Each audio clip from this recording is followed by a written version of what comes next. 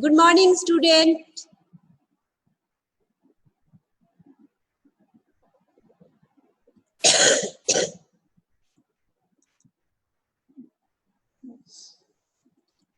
So today we will discuss about the lead tumors, which we see common. Most of the lead tumors are benign and which we see commonly in our day-to-day practice. And some of them are malignant tumors also. So we will discuss in short from the exam point of view and few common tumors only. It is a very vast topic. So some of the very few malignant tumors which you will come across, especially in your exam, that we will discuss and sort about management course. So we will start today. All of you have come.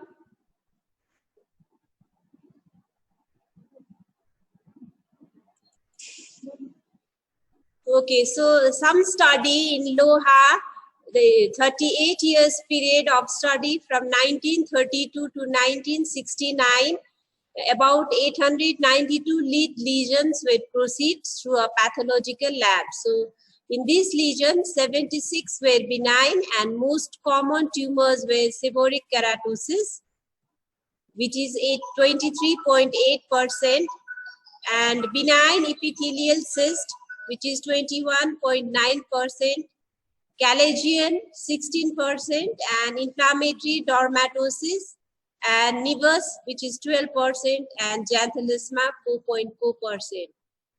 So most of 76% are the benign tumors. So there are various ways of classification. Some of the benign tumors are classified as cystic or non-cystic, and benign tumors can be of the apocrine origin or eccrine origin or pillar origin, or it can be of the melanocytic tumors. So cystic origin is hydrocytoma, epidermal inclusion cyst, sebaceous cyst, or milia. Non-cystic are squamous papilloma, seborrheic keratosis, pseudoepitheliomatous hyperplasia, inverted follicular keratosis, actinic keratosis, pyogenic granuloma, and xanthelasma. So among them, we will discuss few in the course. So hydrocytoma, or which is a apocrine origin, is a multi-located, solitary, and occasionally multiple translucent lesion that frequently has a blue tinge. So it arises from the blood glands of mole and appears generally at the lead margin. So its male-female ratio is almost equal and usually seen at the age of 55 years. So apocrine hydrocytomas are regarded as a typical of papillary cyst adenoma because experimental evidence suggests that this tumor is proliferative and not a retention cyst. So see, this is a cystic and it has got the bluish tinge. So usually it is seen in after the age of 50. So overlying skin is usually smooth and it is glistening, particularly at the apex. So color characteristics 64% are clear, 13 are pearly, and 20 are blue tinge. The lesions are slightly formed, that adjacent tissues and edges are well defined. So you can see the well marked demarcations of this lesion.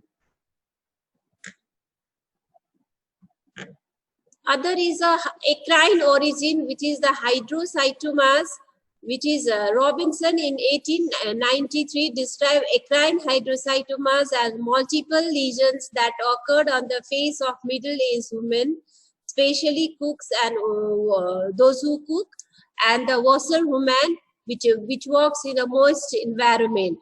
So these are translucent and these are due to the retention cyst, and overlying skins are smooth and shiny. So it's somewhat, it looks similar, but these are, if you see the picture, you can see the well demarcations and clear characteristics, but over here it's a little bit of dull in color. Epidermal inclusion cysts, these are mobile, slowly progressive form, often solitary subepithelial lesions that possess a layer of epidermis. And these cystic nodules contain keratin and likely originate from the pilosebaceous follicles or surface epidermis that has been occluded. So it can be, these are referred as the congenital epidermoid cyst, where they occurs at birth, and epidermal inclusion cyst were secondary to trauma or prior surgery. So this is this you can see the lesions over here. It is quite different, and you can see. So sebaceous pilar cyst, these are benign, smooth, elevated, yellowish subcutaneous tumors that often contain a waxy comedian plug in the center, found in the area with the multiple hair follicles. So you can see in the old age this sebaceous cyst, or due to its contents, you can differentiate from the other type of the benign cystic lesions.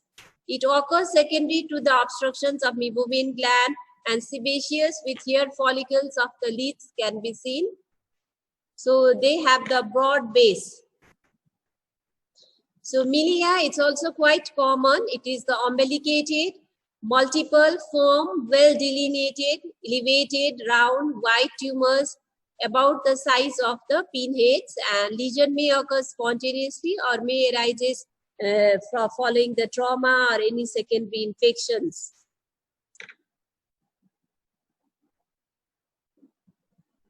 So basal cell papilloma, which is a seborrheic keratosis, seborrheic wart or senile verruca, which common slow glowing conditions which are seen commonly at the face, trunk and extremities of the elderly people.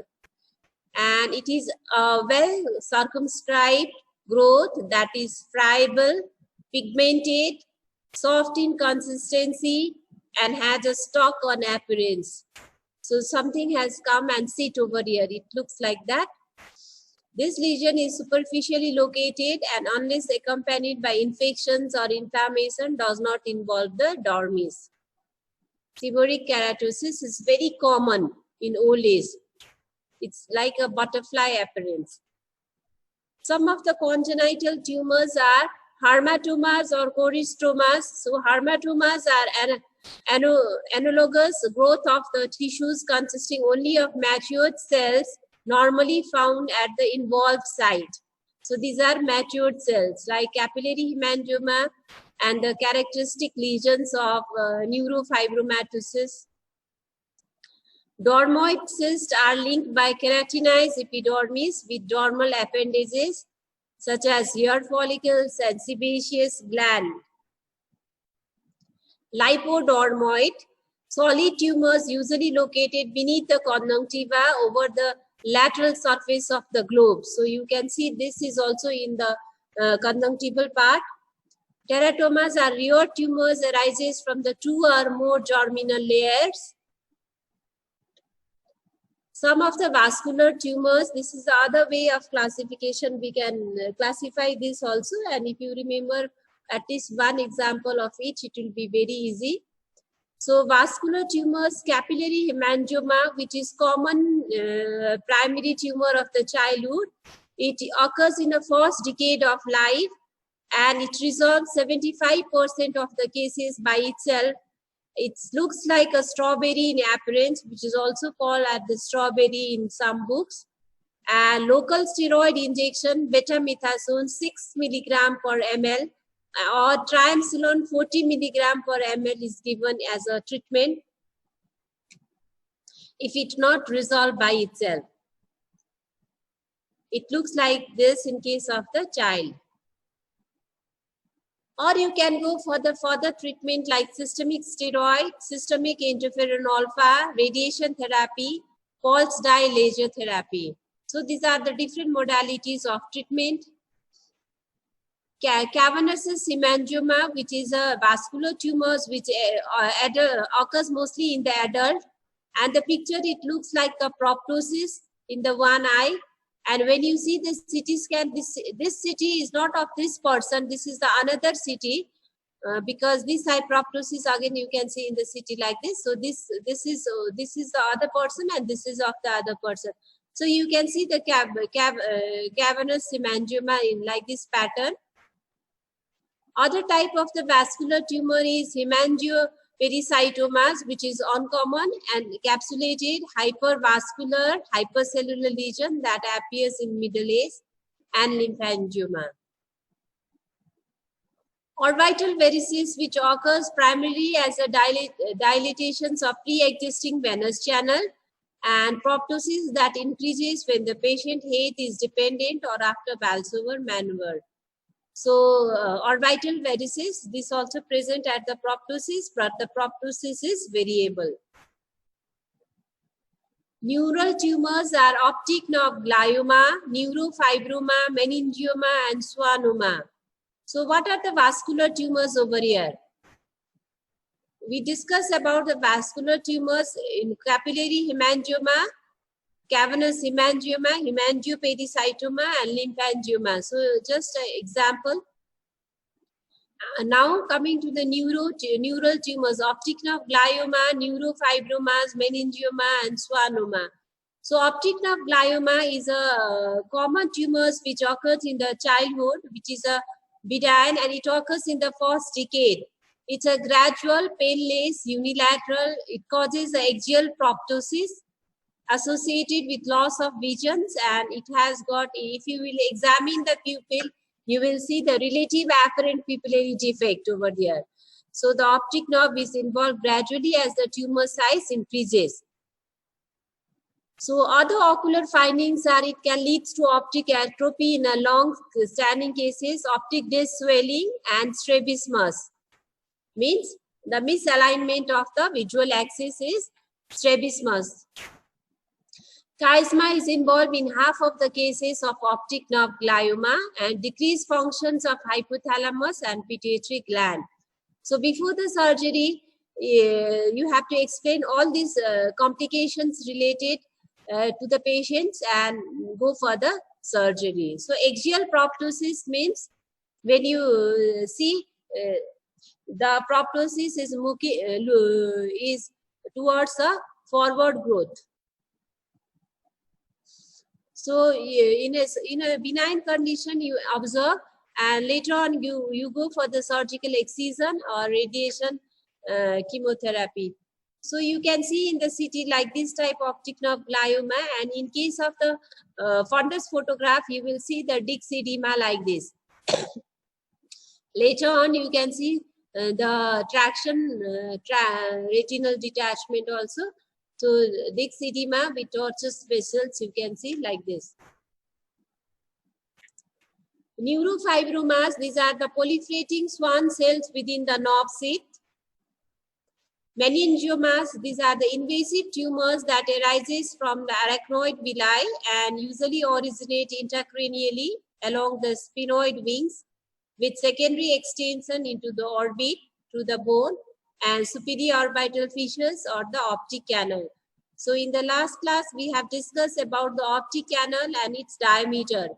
So what happens in case of the meningioma? The size is increased.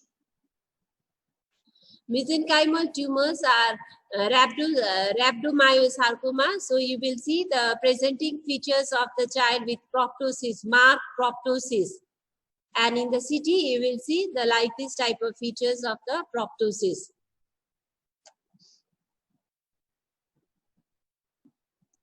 Other type of benign tumor which we have discussed are squamous cell papilloma, which we have discussed.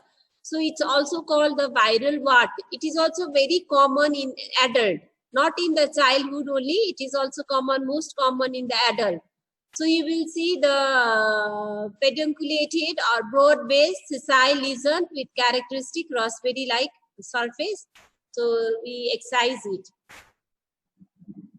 Cutaneous horn, it is uncommon type. It is a hyperkeratotic lesion protruding through the skin, and biopsy to determine any pathology is there.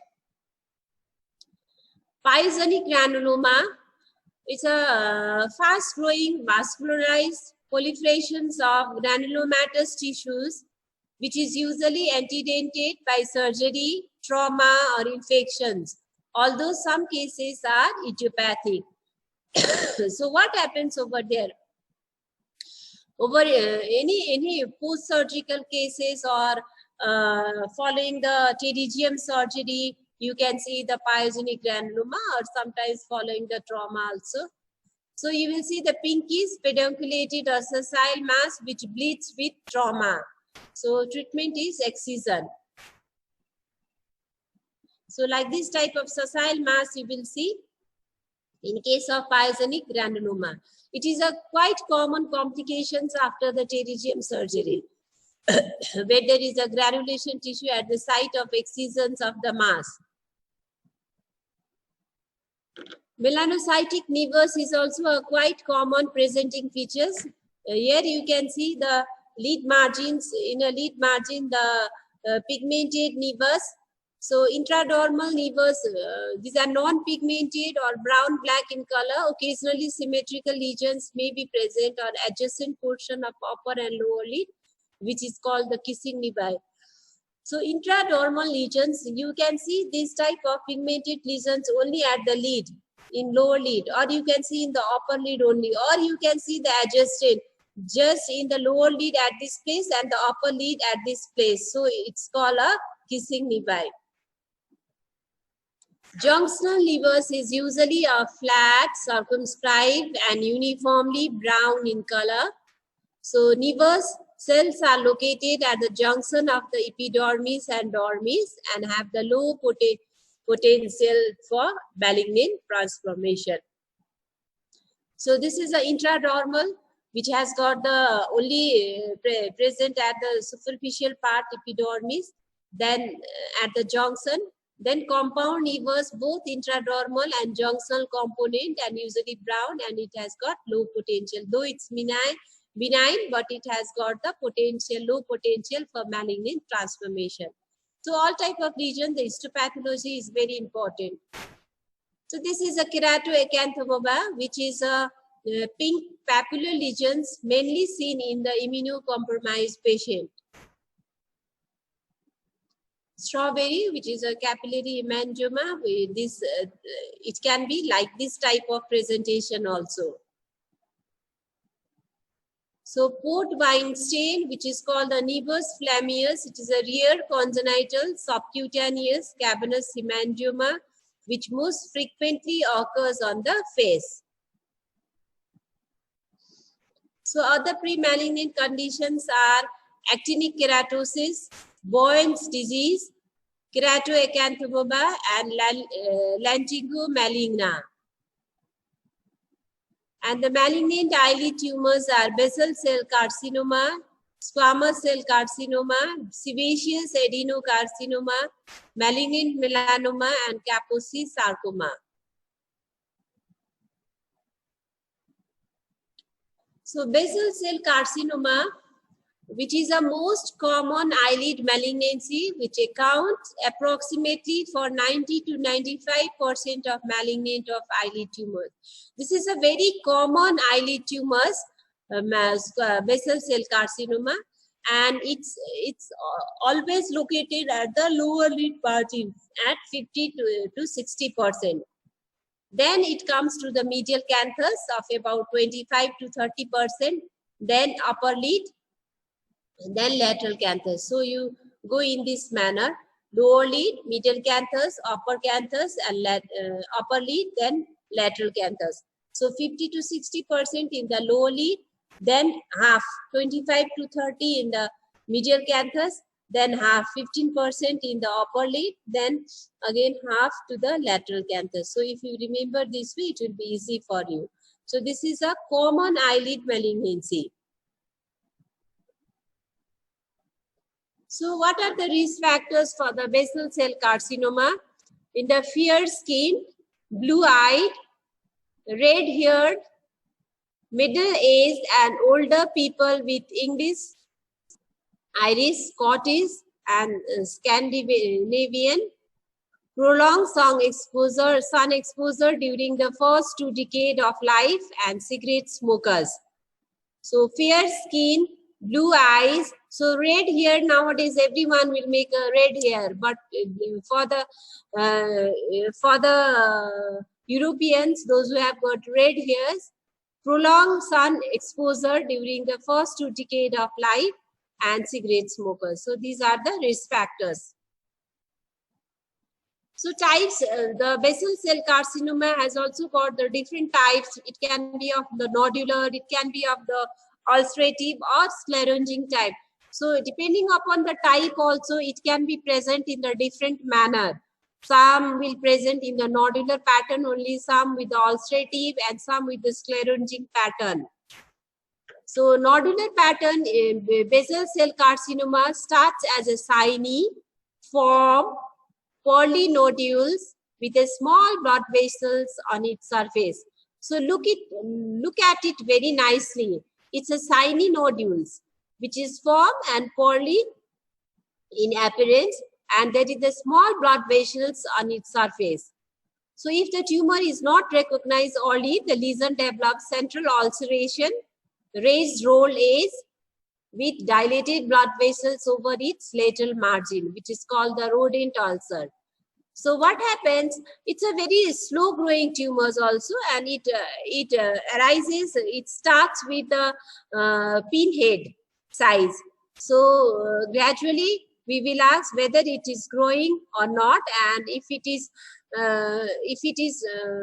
growing, you have to see the marcation. So there will be gradually the central ulceration will form, the edges will be raised, and the dilated blood vessels will be there. So it looks rodent in nature. Sclerosing pattern is less common and may be difficult to diagnose because it infiltrates laterally beneath the epidermis as an indurated plaque, which may distort the eyelid. So it's a less common, but it's a more malignant. So other is the squamous cell carcinoma. Squamous cell carcinoma of the eyelid is 40 times less common than the basal cell, but it is biologically more aggressive type. So it's basal cell carcinoma, though it's a malignant carcinoma, but its growth pattern is slower. Whereas the squamous cell carcinoma, the growth it's less common, but it has an aggressive pattern. The tumor arises spontaneously or from the area of the solar injury and actinic keratosis, and may be potentiated by the immunodeficiency.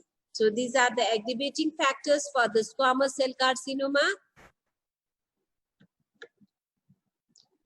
5 to 10%, it's of the 5 to 10% of the eyelid malignancy, and it occurs in immunocompromised patient with AIDS or following the renal transplant. Or at increased risk. The tumors has the predictions for the lower eyelid and the lid margins. So squamous cell carcinoma may be indistinguishable from the basal cell carcinoma, but it does not usually manifest surface vascularizations and grow more rapidly. So these are the two distinguishing features from the basal cell carcinoma. Basal cell carcinoma, they have the vascularization as the tip, and later on when it turns into the rodent ulcer at the base, there is the vascularization. But in case of squamous cell carcinoma, the vascularization pattern is not there and it has the aggressive growth. So these two are, the history is very important to differentiate. And if it turns into the other forms, ulcerative and not, in those stages, it is difficult to differentiate. Squamous cell carcinoma, it's also plague-like, nodular and ulcerative pattern. Third is a sebaceous adenocarcinoma. So carcinoma of the sebaceous gland is the highly malignant and potentially lethal tumors that arise from meibomian gland of the tarsus plate.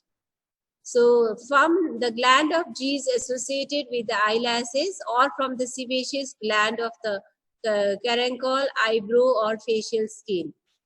So these tumors often masquerades as a benign eyelid disease. So at this tumor arises from the meibomian gland. So we can be confused with the Calagian also. Most of the time it is Calagian, but sometimes it may not be the Calagian. So if there is a recurrent Calagian, then that is also the one indications for the biopsy.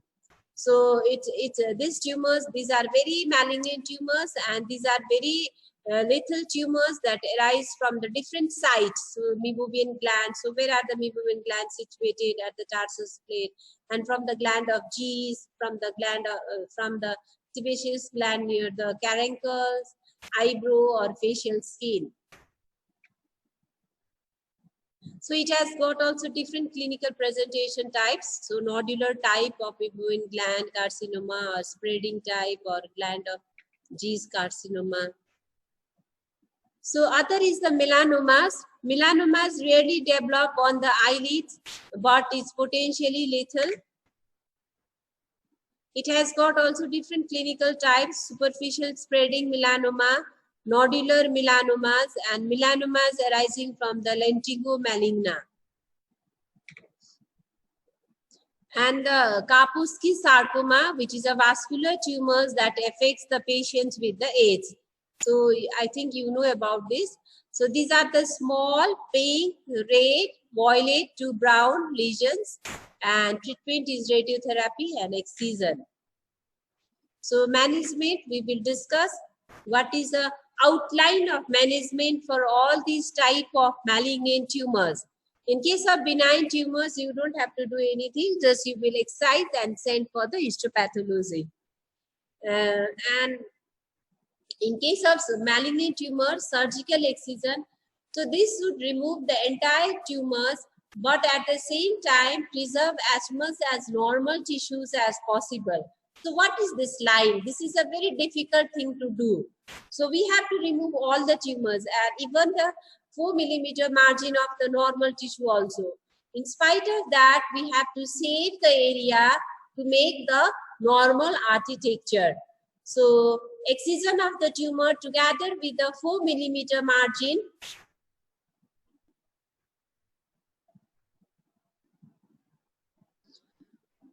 of the tissue which looks clinically normal. So standard Frozen sections, more micrographic surgery. So involve the excision with the serial horizontal Frozen sections, and then the color coded or mapped to identify any remaining area of the tumors. So continuous Frozen section is horizontal Frozen section is caught, and there are different mappings or color coding. So if there is any tissues, malignant tissues, that is coded and that is continuously removed.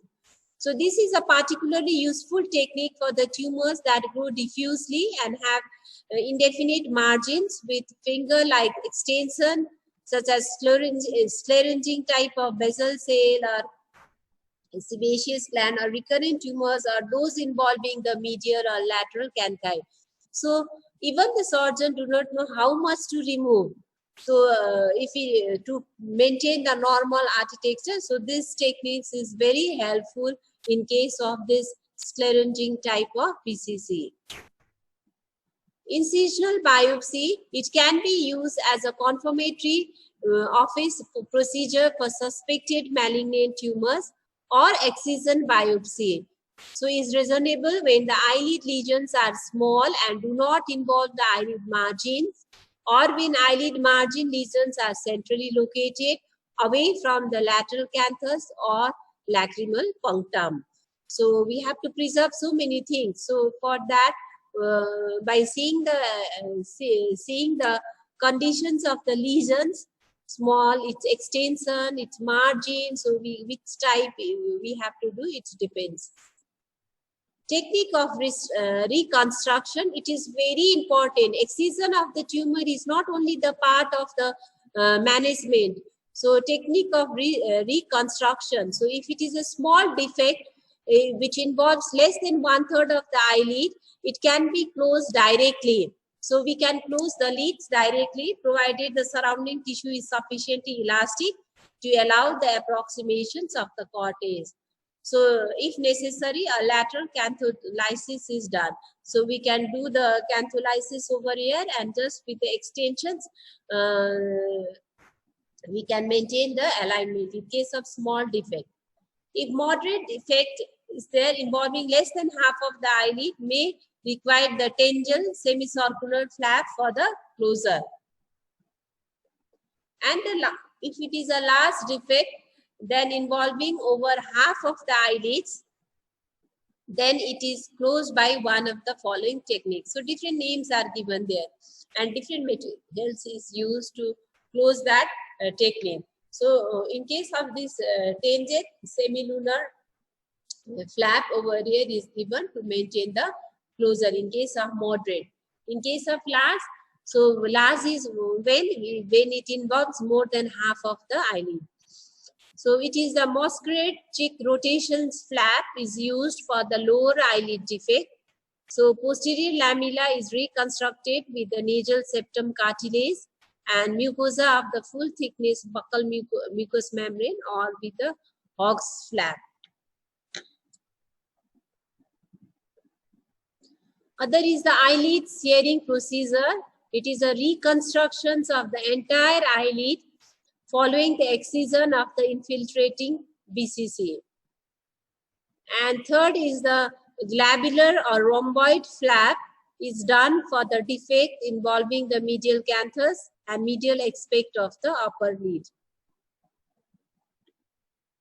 So we have the Mostak cheek rotations technique. We have the eyelid searing procedure and glabular or rhomboid flap. Other techniques are radiotherapy, which for small tumors which do not involve the medial cantha area in a patient who refuse for the surgery. But the complications of the radiotherapy are many more: skin damage, NLD stenosis, conjunctival keratinization, dry eye, keratopathy, cataract, retinopathy, and optic neuropathy. So even after the good surgery, if it given the radiotherapy, you can lose the vision due to the optic neuropathy. Complications of radiotherapy are important for a practical exam. Cryotherapy indications for the small superficial BCC, but you have complications like skin depigmentation, matarosis, and conjunctival overgrowth. And laser microtherapy, a new procedure of well-circumscribed BCC for the lid margins without conjunctival extension. So the carbon dioxide laser is used over here. So this is a new technique for the BCC.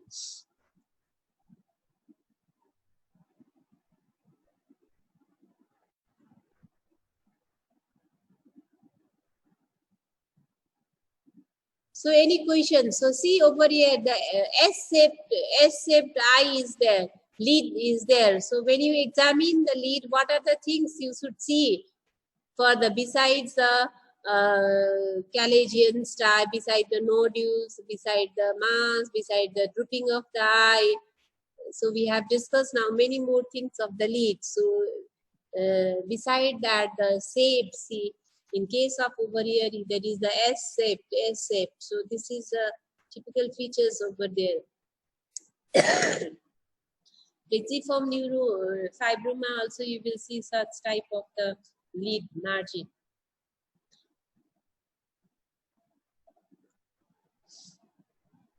So we will be discussing. We have almost completed the lid. I think one more chapter for the lid. Then we will go to the lacrimal apparatus.